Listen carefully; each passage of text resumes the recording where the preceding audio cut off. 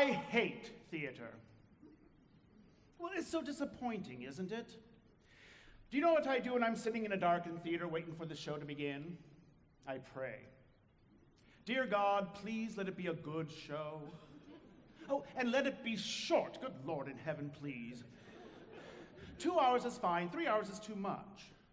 Oh, and keep the actors out of the audience. Lord, I did not spend all this money just to have the fourth wall come crashing down around my ears. I just want a story and a few good tunes to carry me away. I just want to be entertained. I mean, isn't that the point? Amen. You know, there was a time when people sat in darkened theaters and thought to themselves, oh, what if George and Ira Gershwin got planned for us tonight? Or can Cole Porter pull it off again? Can you imagine? Now it's, please, Elton John, must we continue this charade? It used to be, sitting in a darkened theater, you knew that when the lights came up, you'd be transported to another world, a world full of music and color and glamour. And you thought to yourself, my God, when are they going to turn on the lights? Oh, how things have changed. Oh, hello. How are we tonight? I'm feeling a little blue myself. You know, a little anxious for no particular reason.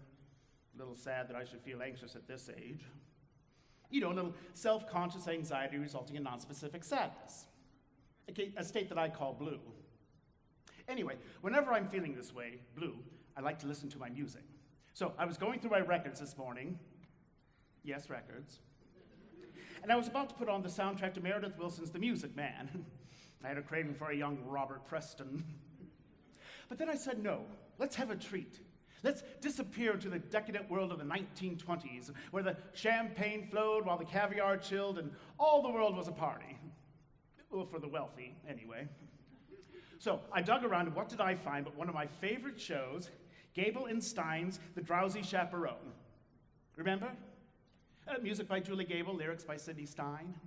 It's a 2-record set, remastered from the original recording made in 1928. It's the full show with the original cast, including Beatrice Stockwell as the chaperone. Wasn't she elegant?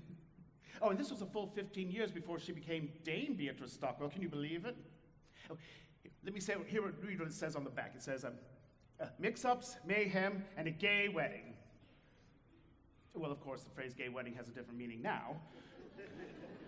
But back then, it just meant fun. And that's just what this show is, fun. So, will you indulge me? Will you let me play the record for you? I'm so glad.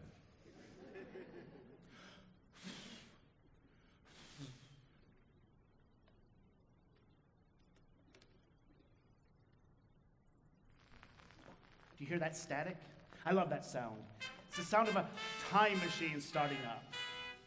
Now, let's visualize. It's November 1928, and you've just arrived at the doors of the Morosco Theater in New York. It's very cold.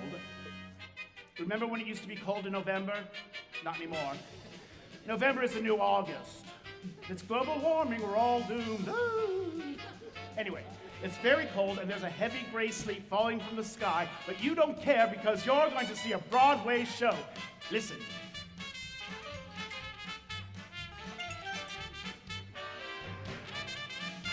Isn't this wonderful? It helps if you close your eyes.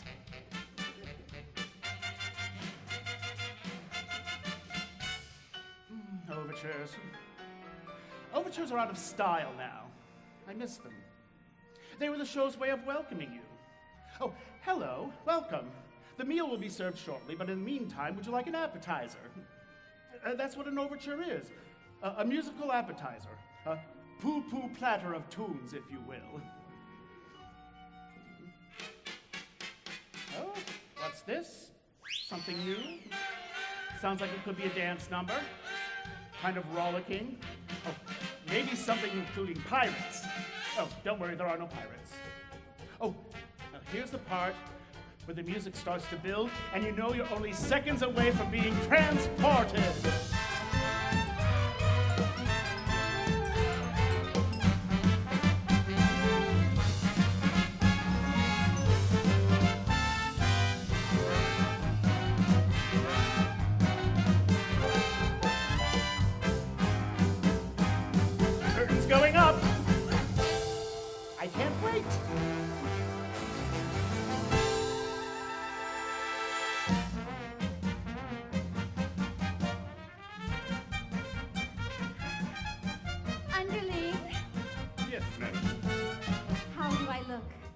You look radiant, Mrs. Tuttendale.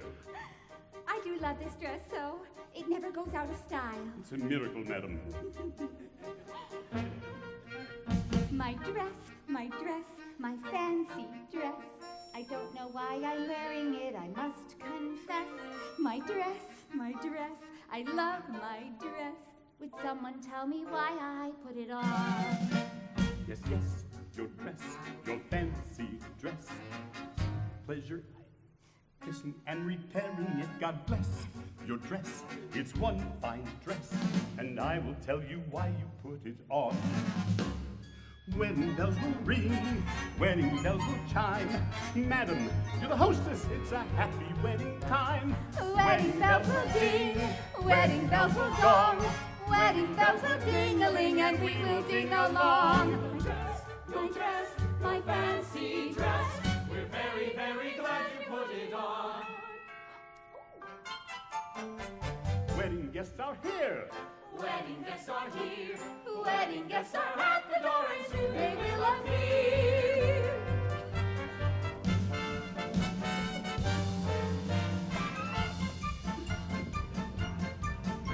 I'm Robert, the bridegroom. I'm here to marry Janet, that star of Falsick's Follies, whom I love a lot. I'm George, that's George, his best man George. I'm honored to be doing what a best man ought.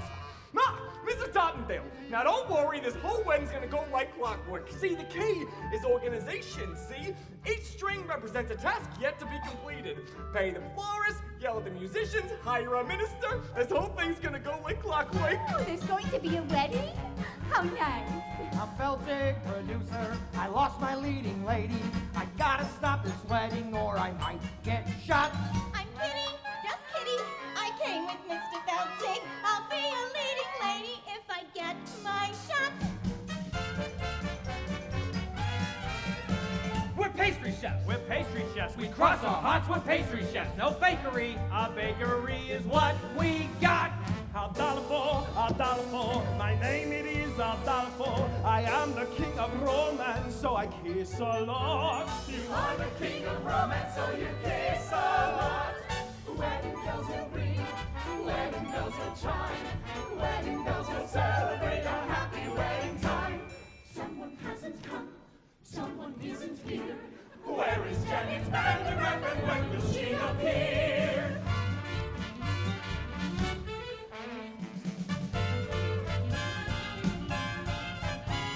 It's Janet Van der Graaf. I'm Janet Van der Graaf, here to marry Robert Martin. Giving up a life of glamour to tie the knot. Am I late?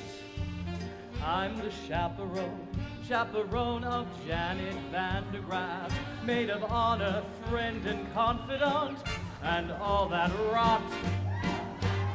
Where's the bar? It's prohibition, madam. Good thing I brought my own. Champagne always makes me drowsy. Truly happening, almost happening. What is happening? I'm Trix, the aviatrix, queen of the sky. I circle through the stratus in my modern apparatus. I'm Trix, the aviatrix. I gotta fly. I'll see you when they tie the knots.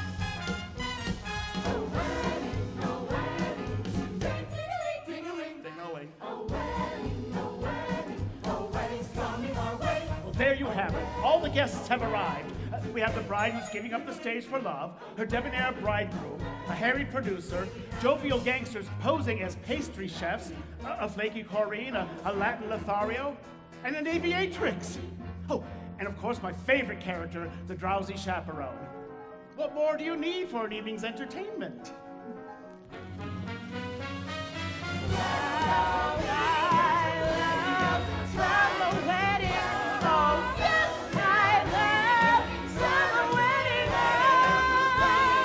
Listen to those bells. We will ding.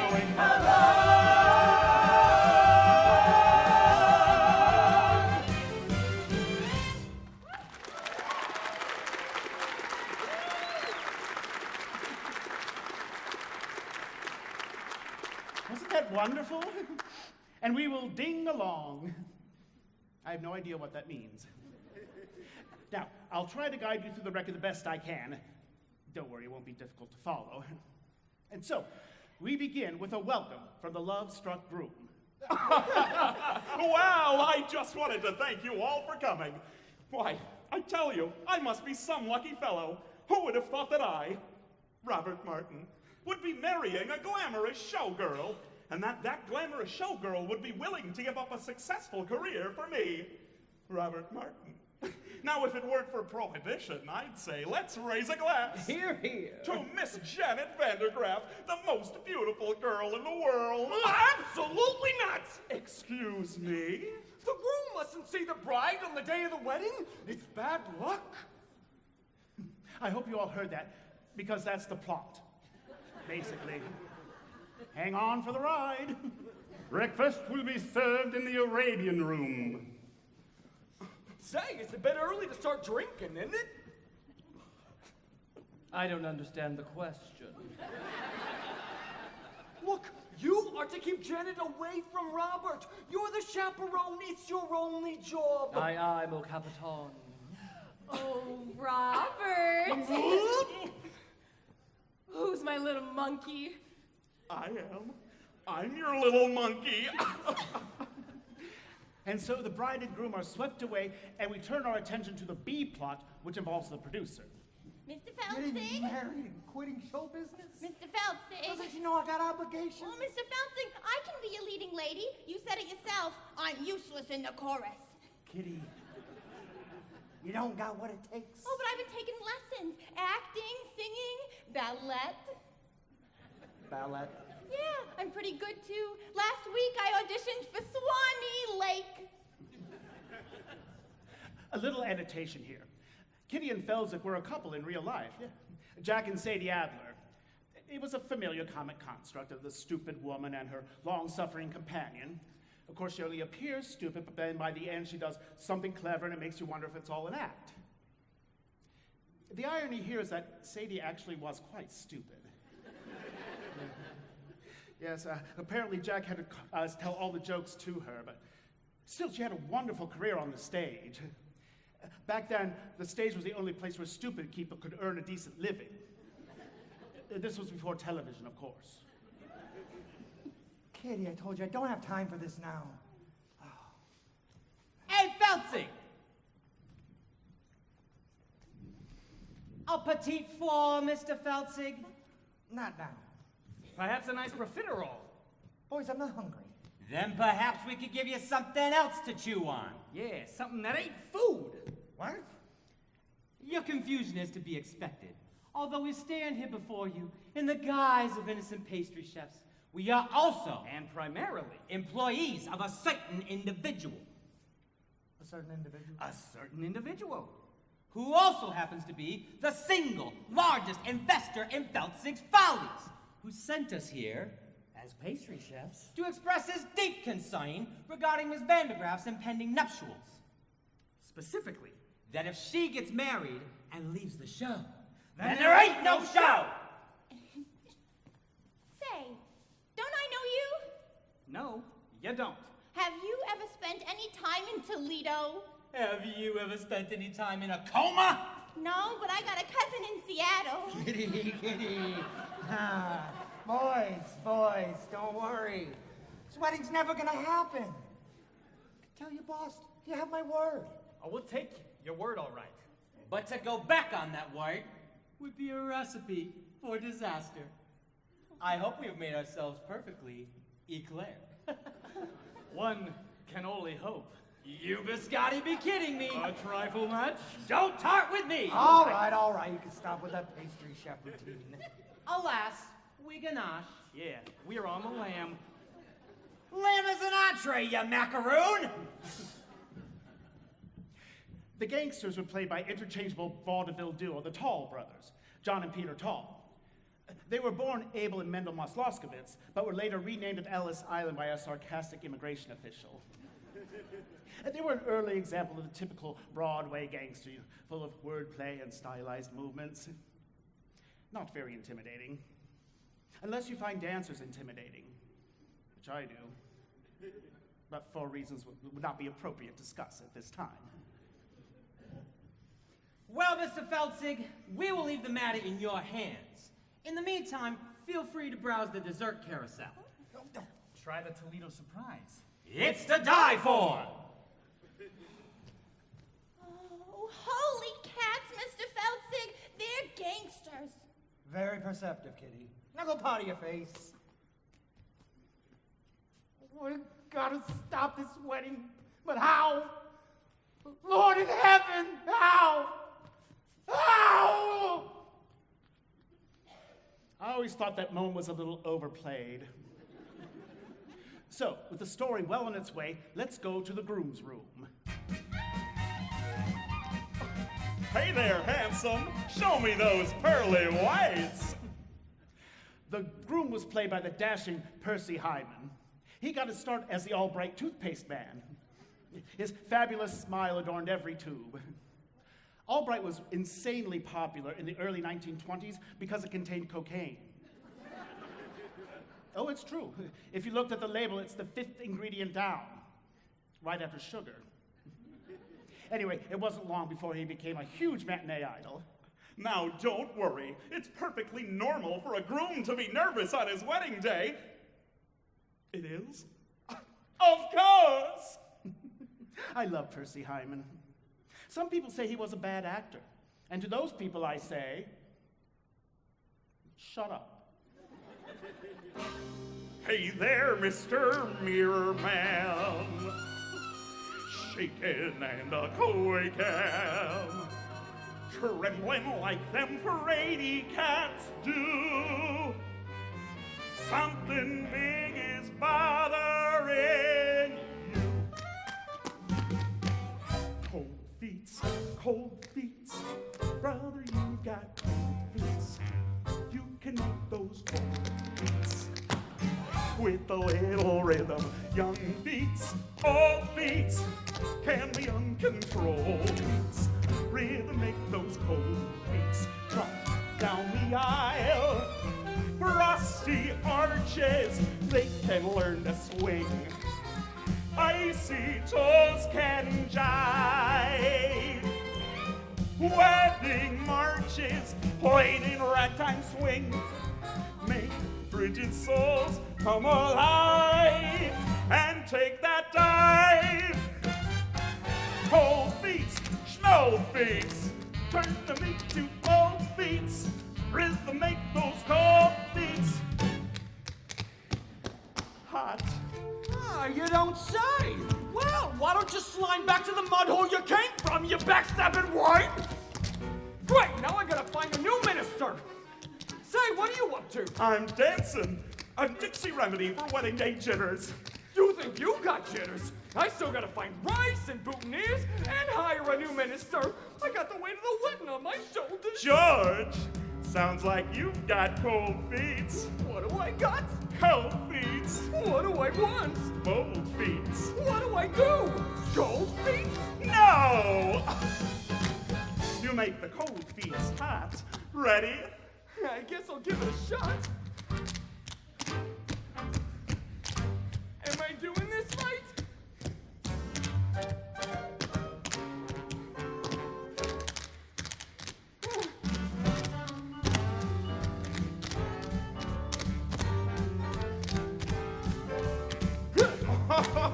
Oh, George.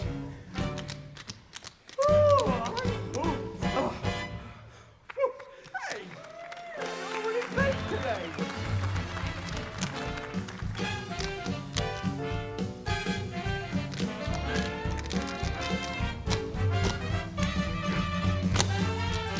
George, look at you.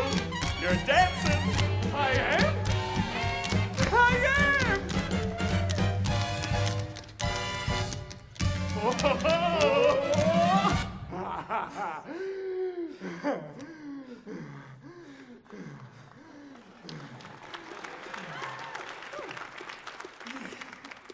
Thank you.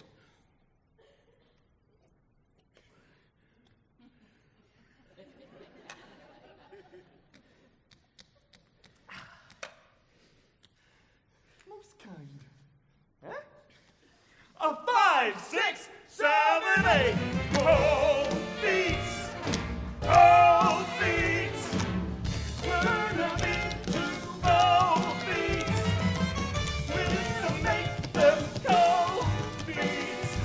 hot.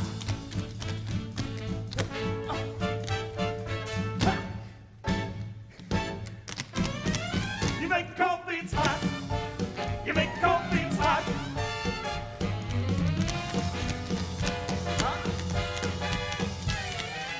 You make the cold beans hot.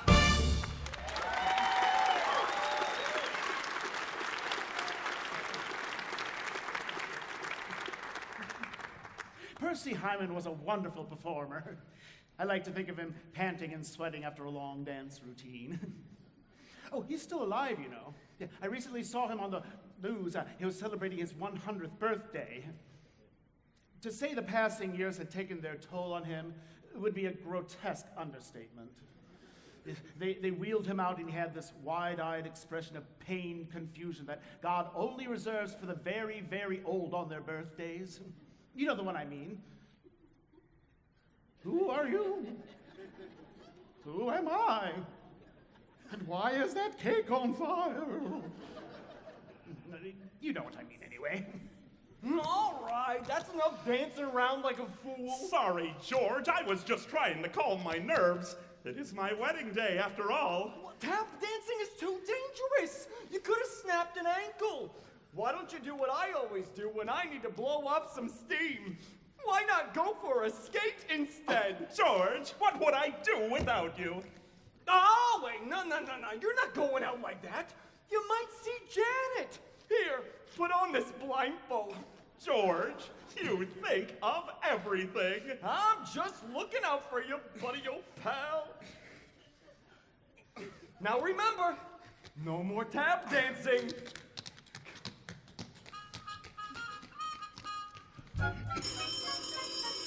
Wedding bells will ring.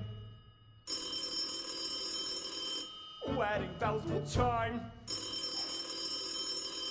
Wedding bells will celebrate. Just ignore it. It does that occasionally. It rings. What? What do you want? Hello, you have reached my answering machine. Leave a short message after the tone, and I'll call you back at my convenience. There it is. The moment's ruined. Thank you, life. Oh, it's like a cell phone going off in a theater. God, I hate that. Oh, hello, what are you doing? Oh, I'm at the theater, ruining the moment. How about you? Oh, I couldn't get out tonight, so I thought I'd ruin the moment by proxy. I'm sorry, just shake it off. Now, let's all go back in our minds to the year 1928. They didn't have cell phones in 1928. But I'm sure they had something for the ruining of moments.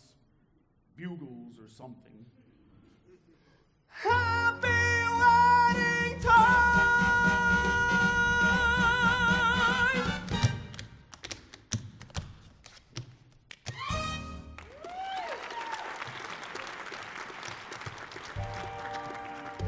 And so the scene shifts and we find the bride, the glamorous Janet Van de Graaff, entertaining questions from reporters as she lounges by the pool.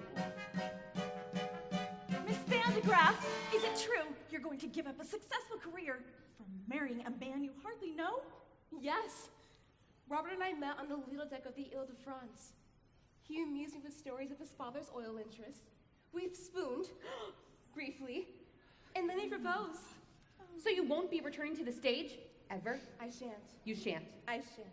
Can we quote you on that? Of course. One more question. Whoever put olives in a Gibson? I got a question. How are you gonna go and give up the footlights when you know very well you have grease paint in your veins? Victor, please. Oh, Janet, I'm begging you. Please, dump the mug and stick with the follies. I'll give you anything you want. Oh, fine. I'll put your name above mine on the marquee. Victor, if you think this is about vanity, you couldn't be more wrong. I don't want to show off no more. I don't want to sing tunes no more. I don't want to ride moons no more. I don't want to show off. I don't want to wear this no more. Play the saucy Swiss miss. No more. Below my signature. No more. I don't want to show off. Janet, please. Don't try to control me. I made up my mind, and that's it. I quit. I'm leaving it all behind.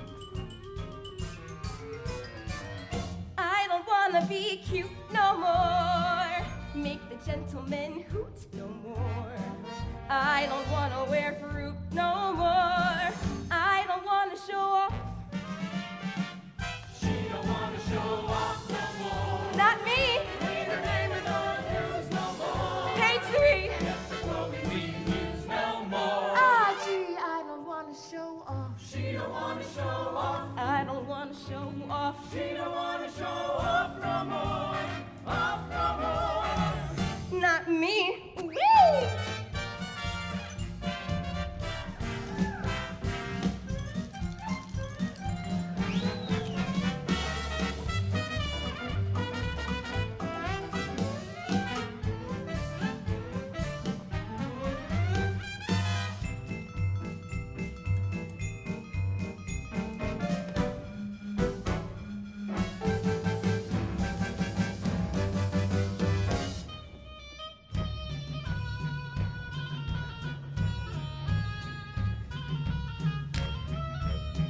I don't wanna show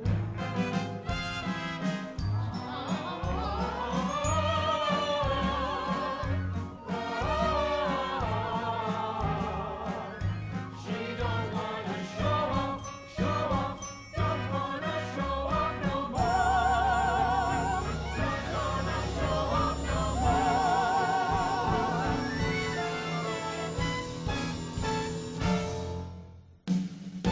Please, no more attention. I've counted to 10. And I'm through. Adieu. You'll never see this. You'll never see this. Never see this. Never see that. Never see these again. I don't wanna change keys no more. I don't wanna strip tease no more. I don't wanna say cheese no more. I don't care if you scoff. I don't wanna be cheered no more. Praised no more. Grabbed no more. Touched no more. Loved no more. I don't wanna show off. I don't wanna show off. I don't wanna show off. I don't wanna show off.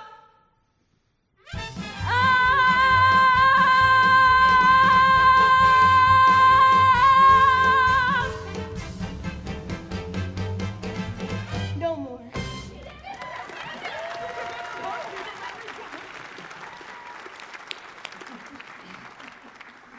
Did I miss something? Well, Mr. Feltzig, it is painfully obvious that Miss Vandergraft has no desire to continue life on the stage. Can't you see it's killing her soul? Don't worry, boys. It's not over yet. Yeah, I'm surprised she didn't do an encore. I don't wanna encore no more. Leave 'em shouting for more no more. I make the audience roar no more. I don't wanna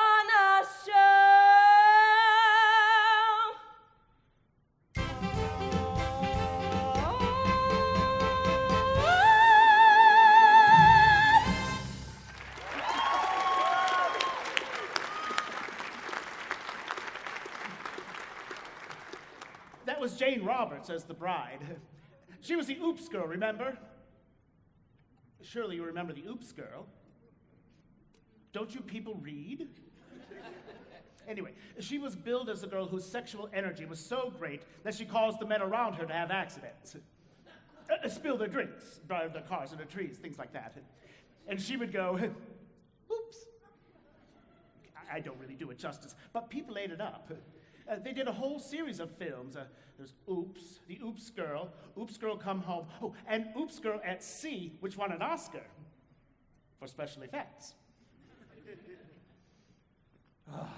Well, begging and groveling didn't work, so I guess it's on to plan B. For that, I'm gonna need an accomplice. Someone gullible, with loose morals. I'm gonna need a European. La la la la la la la la la la la la la la la la. In walks Aldolfo, self-proclaimed ladies' man. Aldolfo was played by world-class alcoholic Roman Bartelli. He was one who later drank himself to death in his chateau in Nice, remember? It was 5 days before they found the body, and by that time it had already been partially consumed by his poodles. Well, he was only partially consumed. Excuse me, I don't believe we've met. I am Adolfo. You're Aldolfo. Yes, I am Adolfo. Not the Aldolfo. Yes, I am Adolfo. Funny, you don't look like a scoundrel. Yes, What? Well, just now I overheard the groom say, that Aldolfo's a scoundrel. I just heard him say that. What? Adolfo, a scoundrel. Those very words. Adolfo is a scoundrel. It's like I'm hearing it again. He's saying this to peoples. To beautiful ladies with breasts for making love. Why, I must. You must take matters into your own hands. Yes, I must take this groom into my hands and kill him. Yes! No, wait. Don't kill him, just hurt him enough so he can't get married. Show me to this groom. Wait. What? What kind of man is this groom? A big man? Well, A burly fellow? he's big on the outside. No. Adolfo no fight big men. Small, pale, wheezy little dwarf-like fellows that Adolfo can punt far away. But no big men. So, you're a lover and not a fighter. Yes. Adolfo is a lover of beautiful ladies. Some say I am the king of romance. Well, you know what they say. The best way to get back at a man is through his... Door. No. Best way to get revenge on a man is through his... Window. No. Revenge. Back at a man through his... Through his... There is no other ways. I'm not Santa Claus coming down chimney. Through his woman. His woman. Yes, Adolfo. You must seduce his woman. His woman. His bride. Adolfo will make love to the bride. That will show people that Adolfo is not a scoundrel. Show me to this bride. Wait. What? What kind of woman is this bride? A big woman? No. A burly woman? No, she's the cat's pajamas. Pajamas? She's a real looker. A very attractive woman. Show me to this cat in pajamas. Adolfo will make her purr.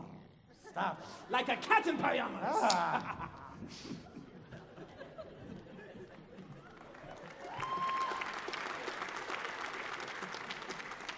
Roman Bartelli chewing the scenery. You certainly couldn't get away with a performance like that nowadays. No. Modern contemporary audiences are far too sophisticated to enjoy such broad racial stereotypes. So we've banished them to Disney. Let the children sort it out.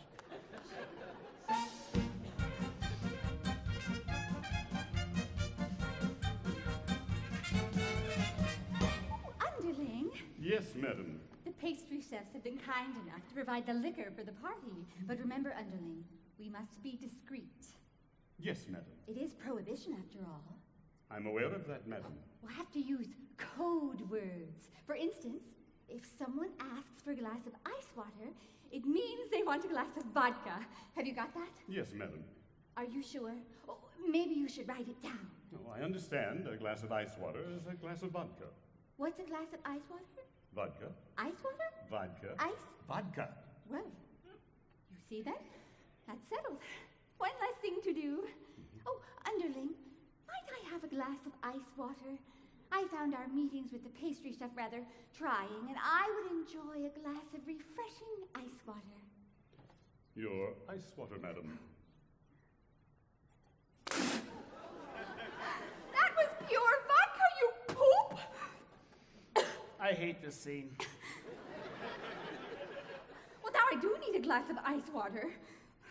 A glass of ice water, madam. Yes, ice water. Are you going deaf? Would that I were. You can see where this is going, can't you? I mean, it's literally just a series of spit takes. Your ice water, madam. That was pure vodka, you poop! You know, in many ways, the Drowsy Chaperone was quite progressive.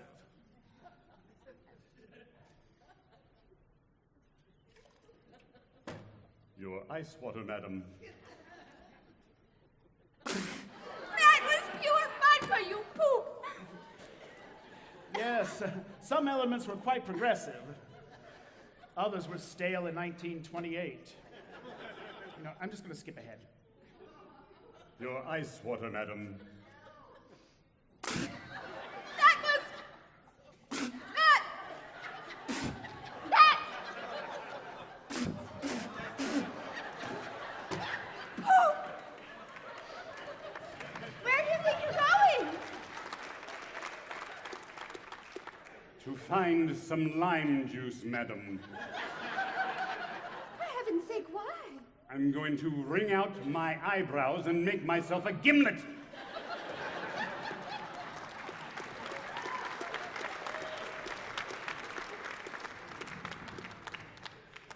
Now, you're probably all wondering why that number was included in the show.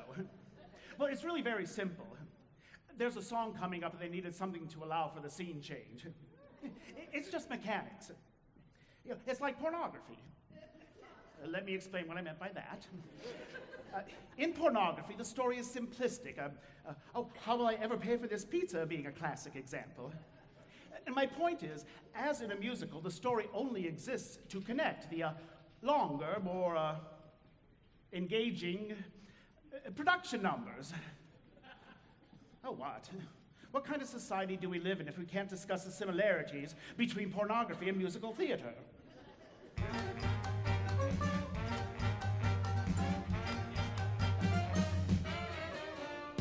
In a few hours, I'm going to be Mrs. Robert Martin.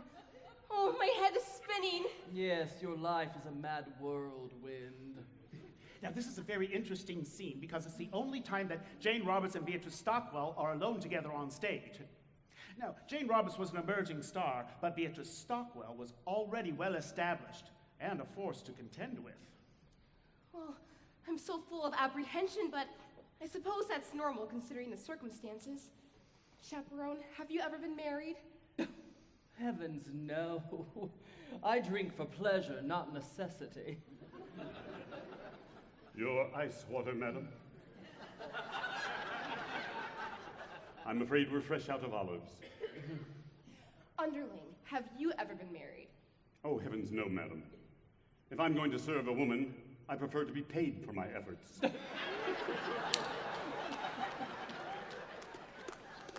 Oh, you two. I know it seems crazy to give up a successful career to marry a man I hardly know, but when I look into his eyes, his big monkey eyes, gee, I get all woozy. And that's love, isn't it? Well, I don't know about that. I'm feeling a little woozy right now, and I'm certainly not in love. Beatrice Stockwell was known for her rousing anthems. She entertained and inspired troops in every major world conflict up to and including the Falklands War.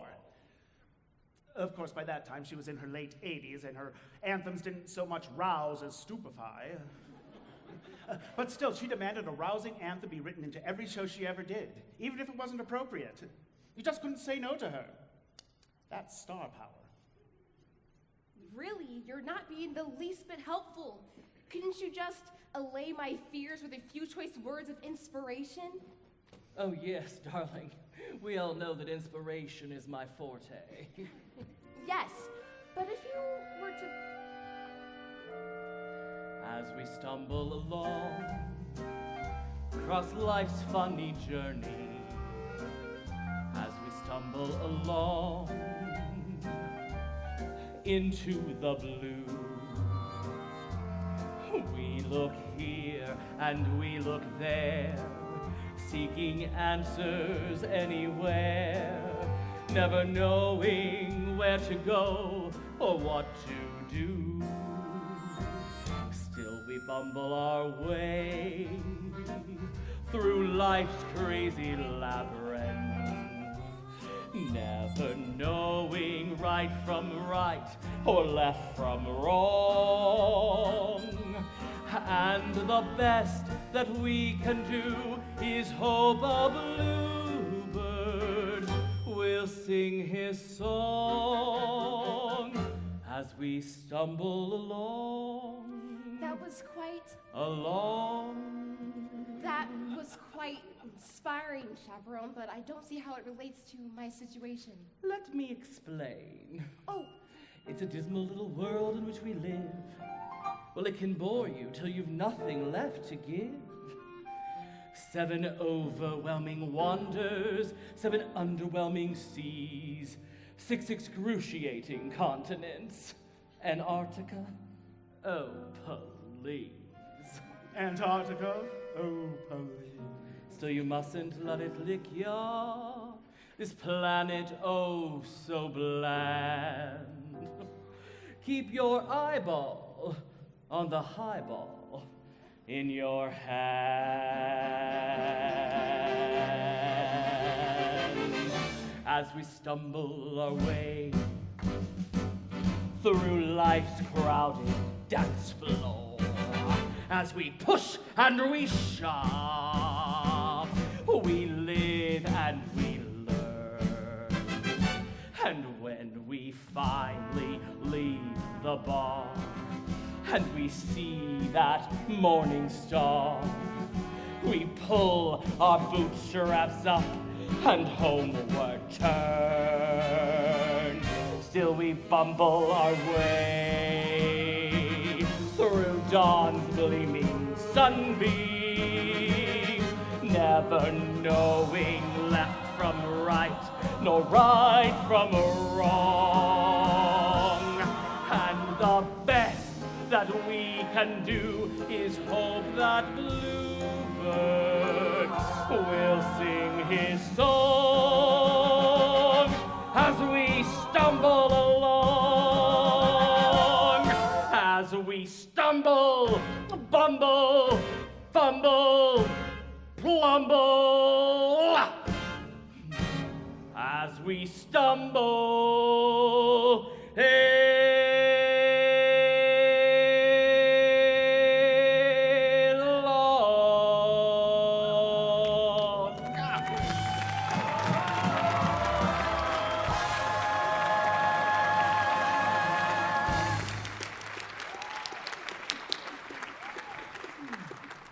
Don't you just love her? She basically sings a rousing anthem about alcoholism. But that's what I love about her. She just does her own thing when she wants, regardless of the needs or concerns of others. My mother was like that. Chaperone, Yes. it's quite lovely, but I'm still so confused. Should I marry Robert? Well, my dear, that is something you'll have to decide for yourself. But I just don't know if he loves me. Well, then you go to him, you find him, you look him square in the eye, and you say, Roger, do you love me? It's Robert. And in fact, I'm not allowed to see him. Actually, it's your job to keep him away from me. I know what my job is, and I take it very seriously. But you know, just this very moment, I'm feeling a tad bit drowsy. I think I need to lie down. And while I'm having my little respite, I'm telling you, Janet, do not go into that garden, find the love of your life, and ask the burning question on your mind. Do not do it. I'm trusting you, dear. Okay. Well, thank you so much, Chaperone. I just have to know if he loves me. What a skinny little fool. Still, when will love come crashing through my door? La la la la la la la la la la la la la la. Oh, look, it's Adolfo come to seduce the bride. I am Adolfo. Try not to think of the poodles while you're listening to this part. I am Adolfo. And you a bride. Heavens, no, I'm not. You are. bridal suite. You are the only one here. Therefore, you must be bride. Well, you make a convincing argument, though I fear you're a moron. What? Let me give it to you simpler. Me, no bride. Perhaps I could take a message if you like. Yes, very good. Dear Van der Graaf bride, I must make love to you and transport you to a place of ecstasy. The sooner the better. Signed, Adolfo, King of Romance. Oh, well, you've seen through my little ruse. Ah, so you are the bride. Apparently, yes. Take me, Adolphace. No, not Adolphus. Adolfo. You must remember my name for when we are making love and you are screaming. You must say the right name or it will spoil everything. Now, how can I make you remember?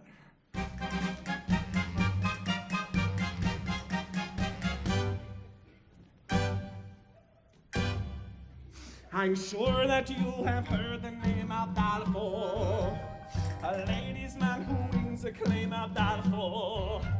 Well, lovely miss, I am the same Adolfo. I introduce myself, I am Adolfo. Nice to meet you, shall we? Not so fast, so just in case you didn't hear Adolfo, I'll try to make it very clear, Adolfo. The lovely ladies always cheer Adolfo. When I repeat myself, I am Adolfo. Hello. I can sing it high, Adolfo. I can sing it low, Adolfo. I can sing it very fast, Adolfo. I can sing it very slowly.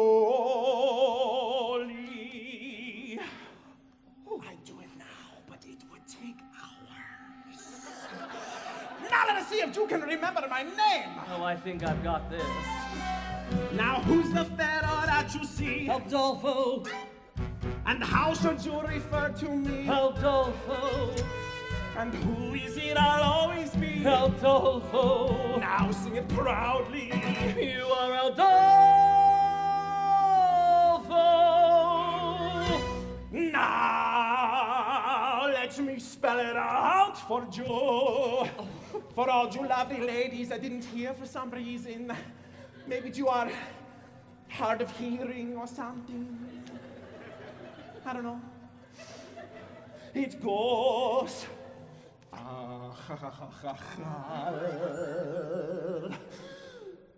Da.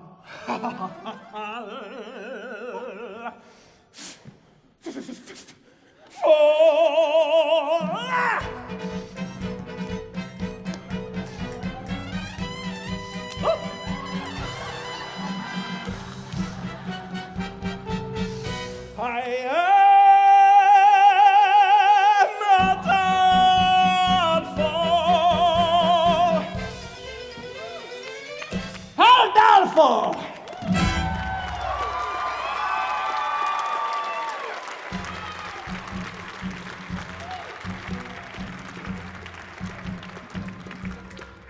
That was my mother's favorite number in the show. I think it was her secret fantasy to be swept away by a Latin lover.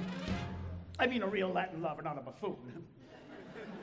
But isn't that what musicals are all about? A romantic fantasy, falling in love at the drop of a hat, a spontaneous tangoing. Suddenly finding yourself in an insanely romantic setting. Whoa! I'm an accident waiting to happen.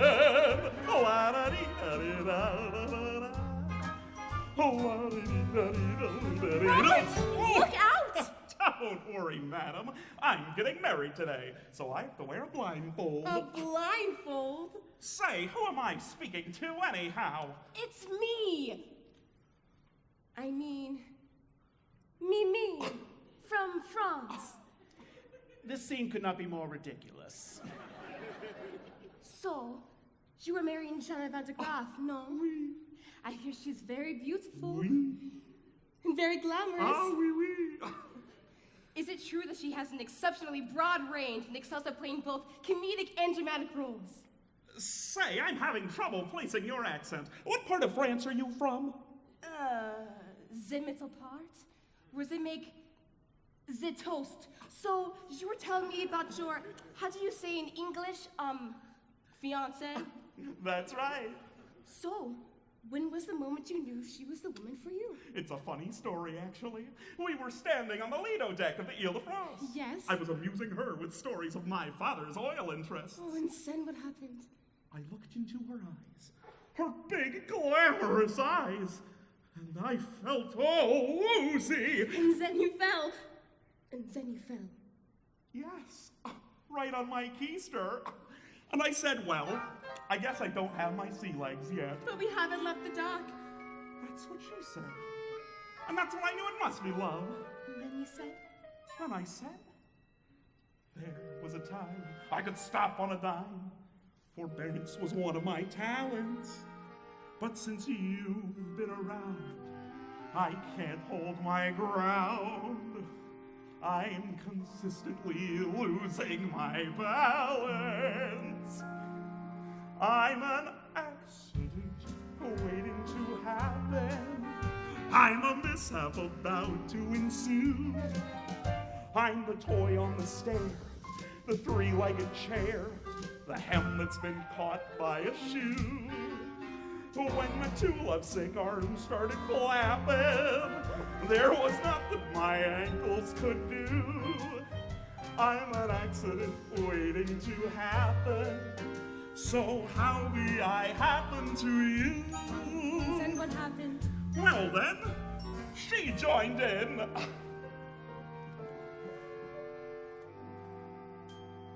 When men say I'm sweet and they fall at my feet, my heart doesn't beat any faster.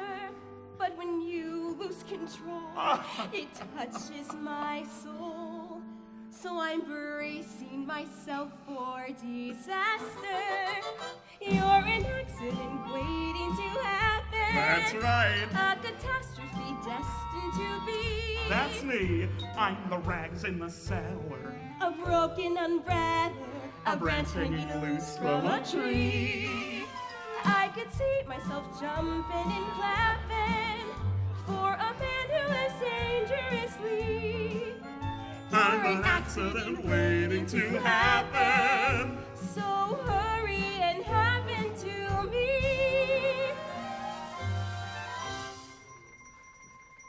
And then what happened? Well then, we kissed. You're an accident waiting to happen. So hurry and happen to me.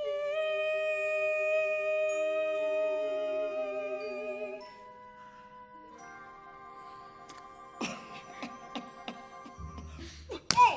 Wait! You just kissed a strange French girl! Oh no! What have I done? Oh, wait! Well, it seems that the blindfold and the fake French accent have caused quite a misunderstanding. What a mess! Will it all work out in the end? Well, of course it will. It's not real. It's a musical. Everything always works out in musicals. In real life, nothing ever works out, and the only people who break into song are the hopelessly deranged. Mr. Feltzig! Where is that philandering foreigner? Mr. Feltzig! Ah, Mr. Feltzig, you don't need Janet no more. Kitty, I told you not now. Well, I've been working on a new mind-reading act. Presenting Kitty, the incomprehensible. Now think of something. Oh, I'm thinking of something, all right. Wait. I'm getting it. Pick up some milk and a loaf of rye bread. And don't forget to shave your legs. You're reading your own mind, you idiot. Oh, no wonder it was so easy. Hey, Feltzig! It would appear that this wedding is proceeding according to schedule. Now it's time you received your just desserts. What do you say, partner? How about we whip something special up for old Feltzig, eh? how about a Toledo surprise? Ah, an inspired choice. Toledo surprise. I never heard of that. No, you wouldn't have. Those people who have are generally never heard from again. We'll share the recipe with you now. First, you chop the nuts. Then you pound the dough. Then you bake it up nice and slow. And then you got your Toledo surprise! Could you run that by me again? It's a very simple recipe, Mr. Feltzig. First, you chop the nuts. Then you pound the dough. Then you bake it up nice and slow. Then you got a Toledo surprise! Hey, why don't we give Feltzig here a little taste, huh? All right. Wait. What style? What grace? What rhythm? Open your fists. Now shake them. Now give me that recipe one more time. Da-da-da-da-da-da. Go! Chop the nuts, pound the dough, bake it up nice and slow. Then you got a Toledo surprise. Now sell it! Pit the peach, peel the skin, mush it up, throw it in. That's a tasty Toledo surprise. Now you're First you cooking. beat it up, then you sweet it up. When you heat it up, if it tries to rise, don't let it, it's a snap. Try it, folks. Whip your whites, split your yolks. Then you got a Splendido Toledo surprise. You boys are natural. Yeah, you like that? I'll look at some contract. Hey, hang on a second there, fella. 5, 6, 7, 8. Oh, what's going on here? I'm developing a new act. Toledo surprise. Oh, you're putting gangsters in the show, but you won't put me in? They're not even in the union. You got it all wrong. The new act's for you, kitty. These boys are your backup dancers. Backup dancers, holy cats! What that hot Toledo does to my libido. Good, yes, indeedo. Sugary yum yum. Surprise! Whip cream, grease the pan, lick the spoon, flip the flan, makes you bust your tuxedo. Toledo surprise!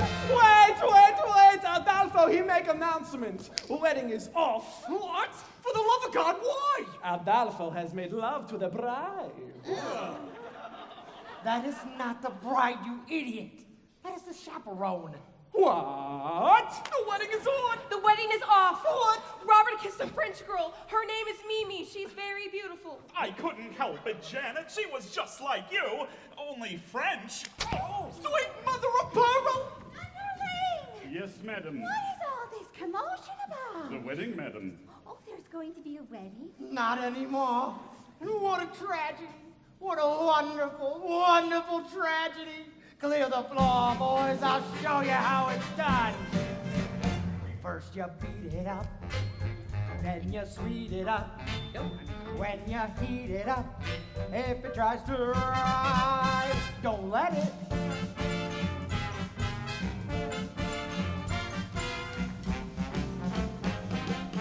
Toledo surprise.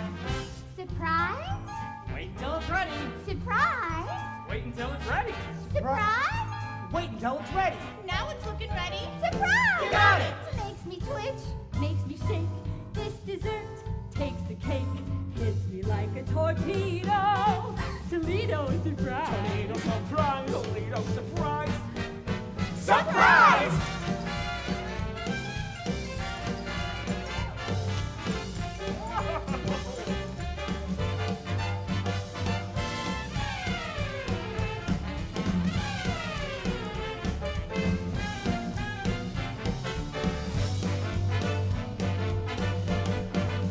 Surprise!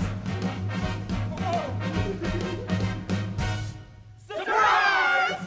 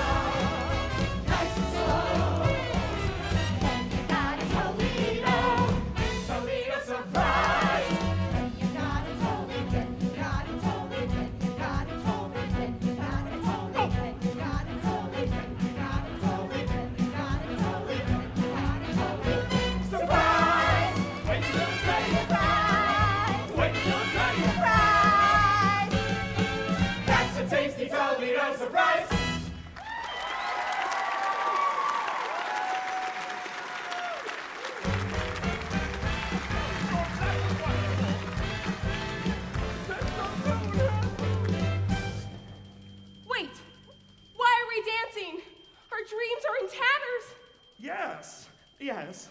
Oh, but the tune is so infectious. Oh, Robert, this is the saddest day of my life.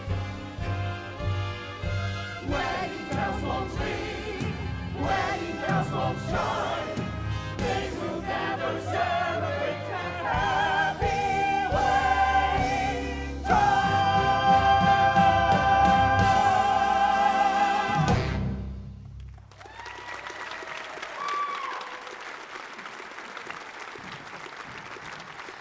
And there it is. The curtain falls and it's time for intermission. Well, it would be if you were actually sitting in the Morosco Theater watching the Drowsy Chaperone, which of course we are not. I don't like intermissions. They kill the magic. They yank you back into reality. One moment you're lost in a glamorous world of music and romance, and then bang, you're stuck in the middle of a bunch of tourists, crinkling their candy wrappers and nattering about the lack of women's restrooms. It's cruel.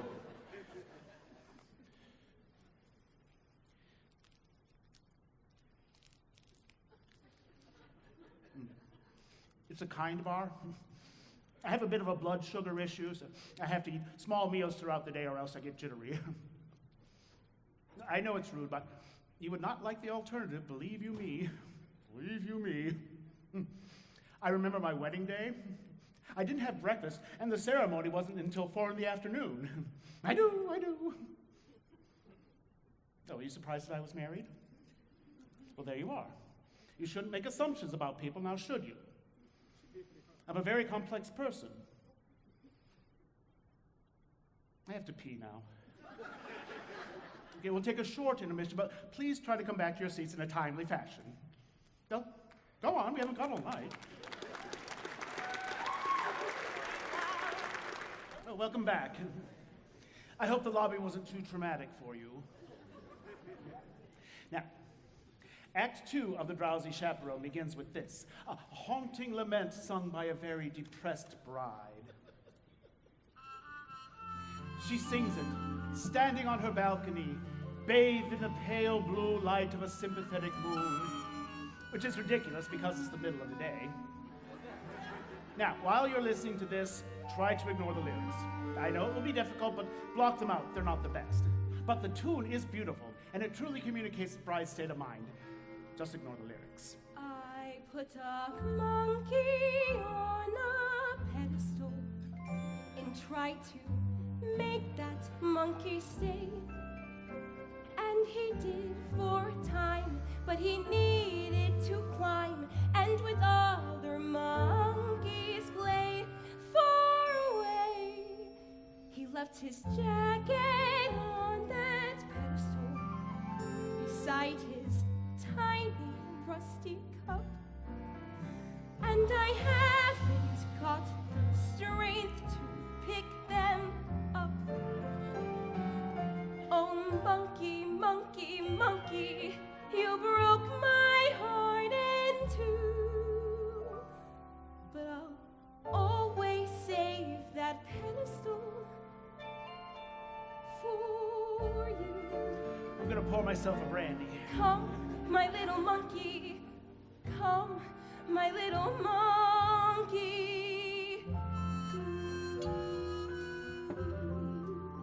The melody is so simple, it just floats in the air. And I must admit, I always get a little misty when I think of that tiny jacket lying on the pedestal, its long sleeves dangling on the floor.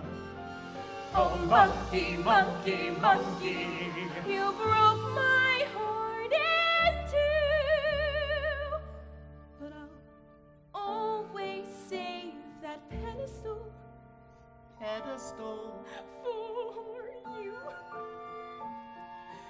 Come, my little monkey, come, my little monkey.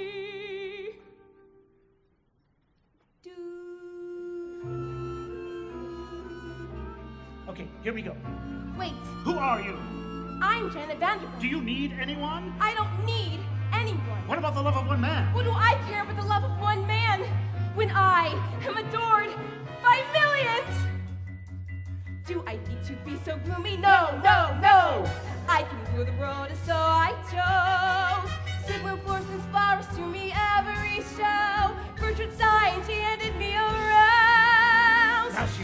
let's go. I'm Janet Vandergraff. Ain't no nail that I can hammer. Why give up a life of glamour? Life of glamour, life of glamour. No! Monkey, monkey, I love this part.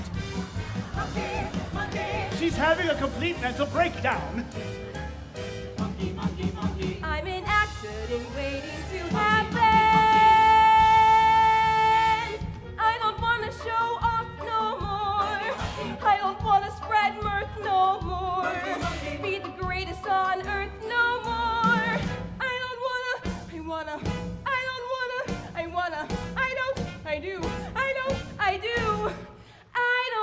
to show.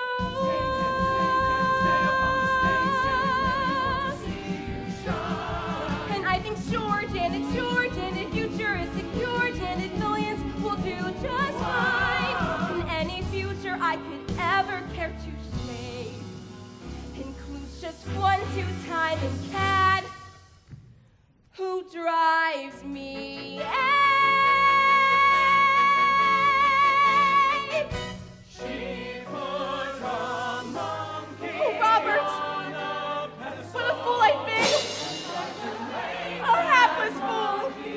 I know now that I love you, and I throw it all away. I love you, Bucky. But is love enough? Is love ever enough? That's the story of a monkey gone astray. I asked Monkey, the stars above. Is it the monkey or my pedestal? I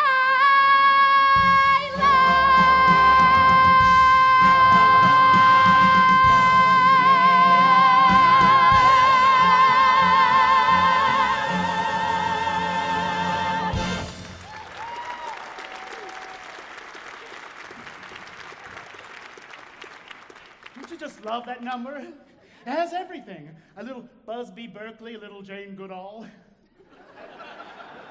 But that's another thing I love about musicals.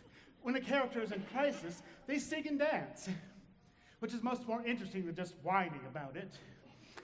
Well, that's the glory of musical theater.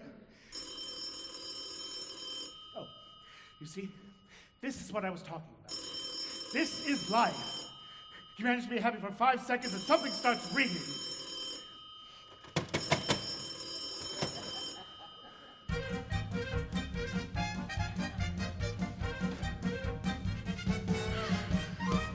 What a beautiful day for a wedding. Shall I have the pews removed now, or would you prefer I wait until morning, madam? I'm just going to stop here because I don't want the scene ruined by a ringing telephone. Now, here we have 2 vaudeville performers who have slipped through the cracks of time. They are Noel Fitzpatrick and Ukulele Lil. I don't know anything about them. I suppose Ukulele Lil played the ukulele, but she doesn't in this show. I tried to find out more about her. I went through all of my books, and I even tried the internet, but all of my searches ended up with photographs of Tiny Tim's autopsy. Anyway, they're both charming. Why would you have the pews removed? The bride has called off the wedding, madam. Oh, underling, never listen to a bride on her wedding day. Love is a very complex emotion, underling. Yes, madam. Why, you can be very close with someone 1 minute, and the next minute, you just want to strangle them. Do you understand? Oh, I am familiar with the urge to strangle, yes. You see? That's just the nature of love. Love makes lovers worry, love makes lovers fret. But here's a fact on which we can depend. Just like long ago when Romeo loved Juliet, love is always lovely in the end. But Romeo and Juliet was a tragedy, madam. Oh, I never read reviews. Love can start a quarrel, love can cause a din, but love has always been a trusty friend. Was a happy fate for Hank the Eight and Anne Boleyn. Love is always lovely in the end. Might I remind you, madam, that Anne Boleyn lost her head? Yes, she was in love. Love was good for There we go Eve again. and Adam, and Samson and Delilah too. Might I pose a question, madam? Why, yes, of course. Why does nothing I say ever get through? Don't mind if I do.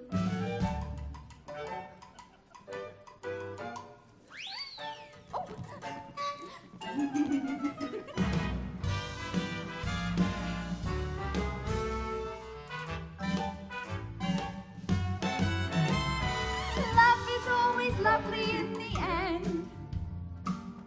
I found that quite taxing. I need an ice water. Love sneaks up behind you. Love drops from above. But love would never consciously offend.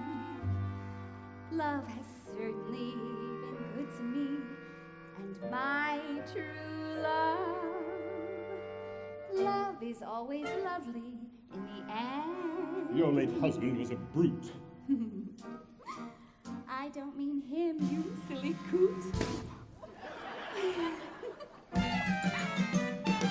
Love is always lovely. Lovely, lovely, lovely. Love is always lovely in the end. Love is always lovely in the end.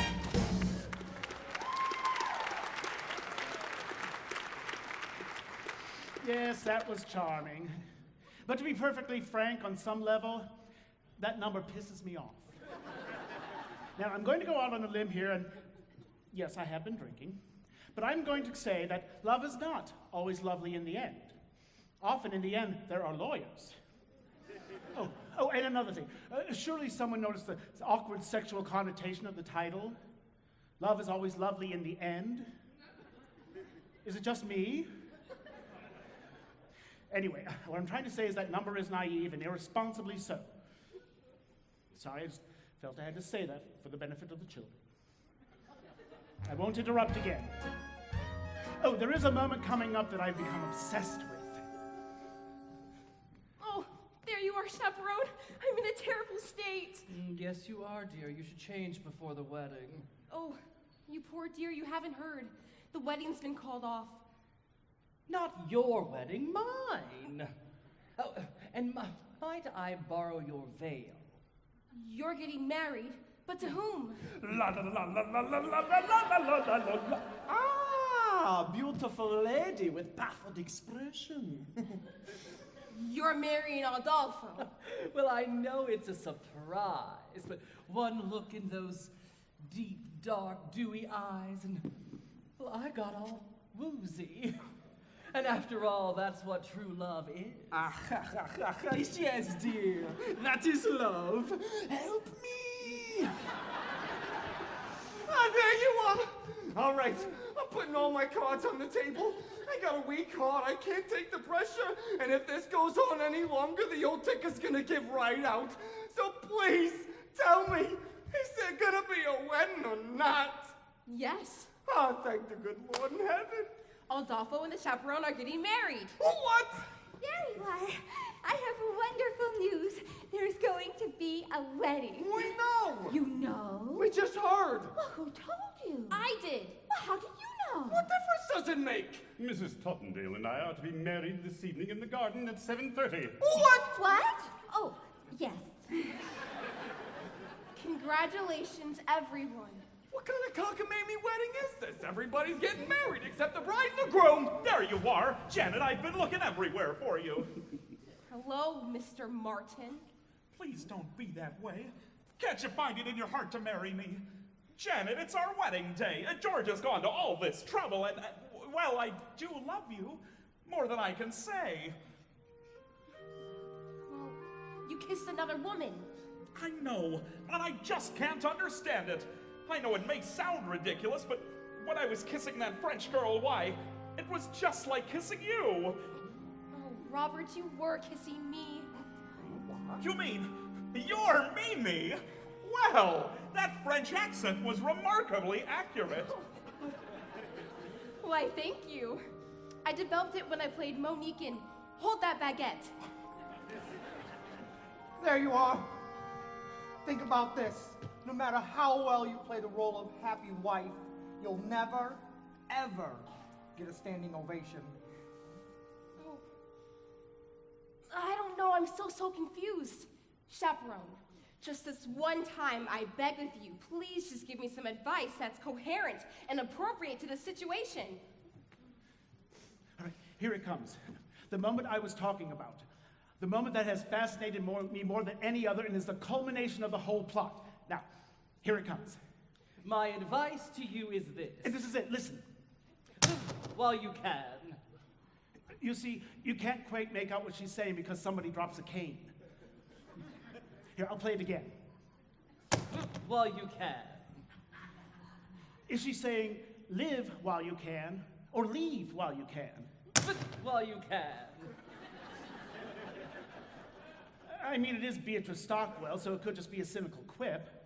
But this is a wedding, and isn't that what you're thinking when you're standing at the altar?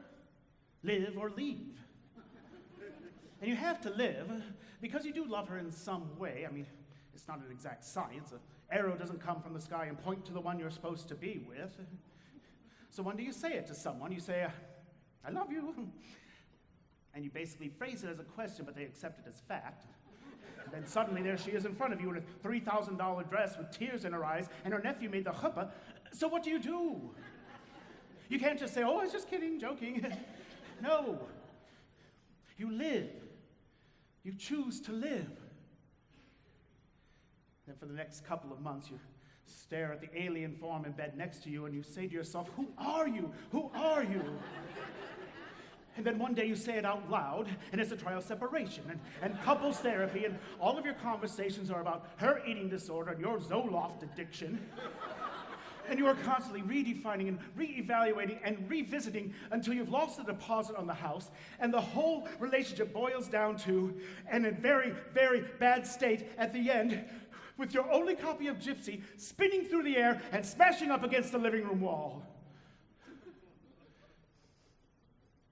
Still, in the larger sense, in the broader sense, it's better to have lived than left. Right? Well, you can. You have no idea how many times I've listened to that. Well, Chaperone, you certainly have a way with words. Robert, my answer is yes. I will marry you. Wonderful! Wonderful! Well, Mr. Felsick, it would seem that the wedding is going according to schedule. Now you are in trouble, and there's nothing you can do about it. But there is. I got a new leading lady, Kitty. Presenting Kitty the Incredible. Now, Kitty, show these boys how you can read my mind. My mind. Kitty, will you marry me? Holy cats, Mr. Felsick! Yes! Yes! Oh. Isn't she amazing? Well, what are we waiting for? Ladies, you go put on your frillies and we'll all get married in one big clump. That's how they do it in Utah.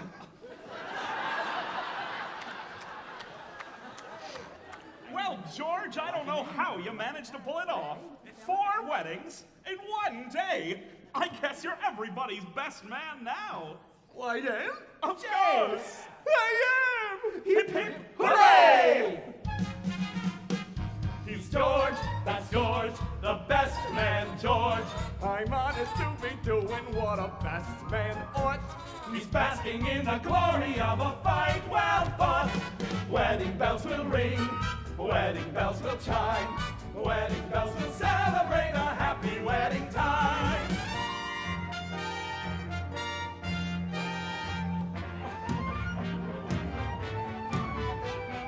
Wedding bells will celebrate a happy wedding. Minister, you may begin. I forgot the minister. George, God, it's all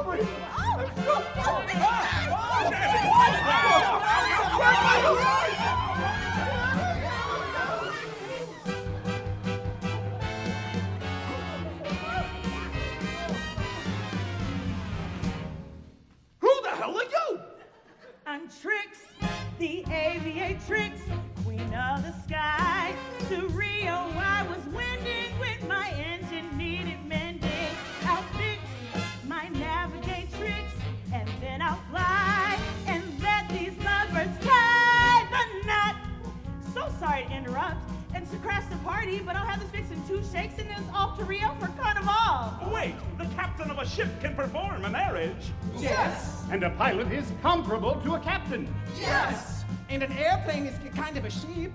Huh? A sheep of the air. Huh? Some call it an air sheep. Oh, shit! Yes! Wait! I've got it!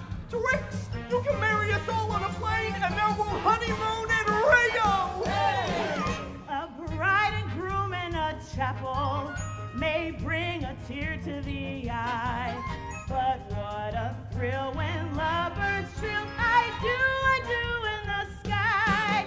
When vows are spread in a meadow, the bees and daffodils sigh, but heartbeats rush when sweethearts gush. I do in the sky. Do you? We do. Do you? We do. Do you? We do. Do you? We do. A bride and groom in a chapel may bring a tear to the eye. With rainbows bending before us and clouds meandering by, one can't restrain that sweet refrain. I do in the sky. And vows are standing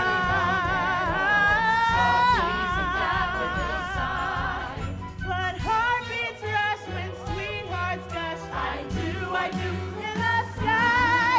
I do in the sky.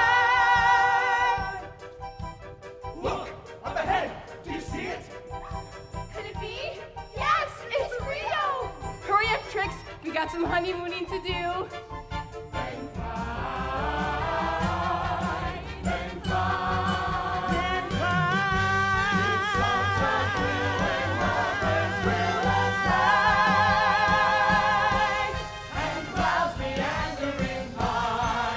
one can't restrain that sweet refrain. I do.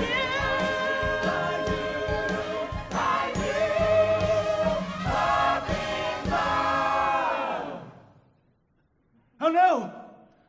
Oh, I can't believe it! Everybody stay calm. This happens occasionally. It's a horrible old apartment with terrible wiring. Just concentrate. Just try to keep the show alive in your minds. Don't talk to anyone. Don't get distracted. I'll find the fuse box. Everybody be quiet. It's the super. Oh, God.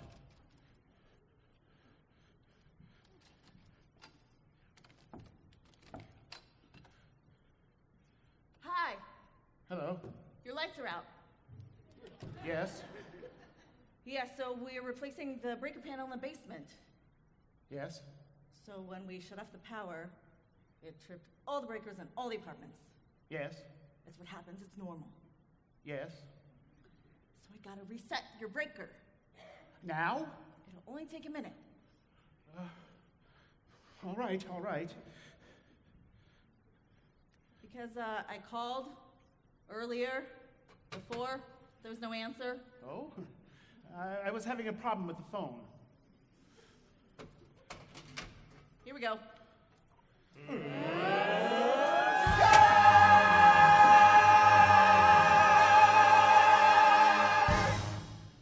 What was that?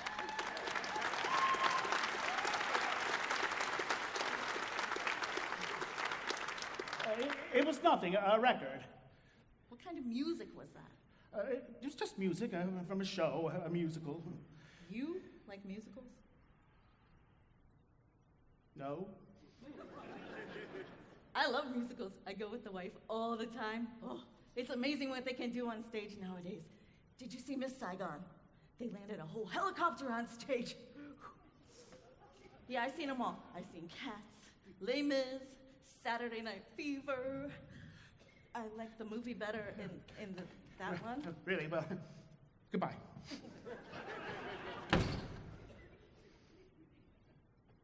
Well, that's it. It's ruined. One note away from the end of the show, and the mood is broken. I should just start over from the beginning. No, I can't do that. Can I? Look, you have to understand. I love this show so much, and I've never seen it. My mother gave me the record. It was right before my father left us. Oh, he didn't leave because of the record, although I'm sure it didn't help matters. Look, I know it's not the perfect show. The spit take scene is lame, and the monkey motif is labored, but none of that matters. It does what a musical is supposed to do. It takes you to another world, and it gives you a little tune to carry with you in your head, a little something to help escape the dreary horrors of real life, a little something for when you're feeling blue, you know? As we stumble along through life's funny journey, as we stumble along into the blue, we look here and we look there, seeking answers anywhere, never sure of where to turn or what to I'm an do. accident waiting to happen. Still we bumble our way I don't wanna sing tunes through life's crazy labyrinth, never knowing left from right. I am a right from wrong. No! And the best that we can do is hope that Bluebird will sing his song as we stumble along.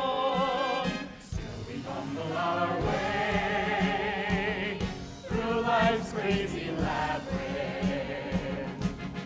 Barely knowing left from right or right from wrong.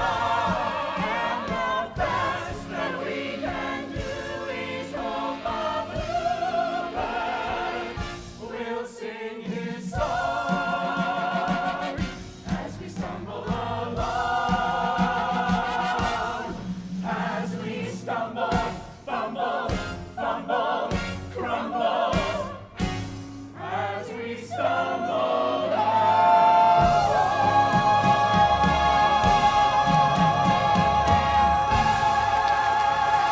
Good night, everybody.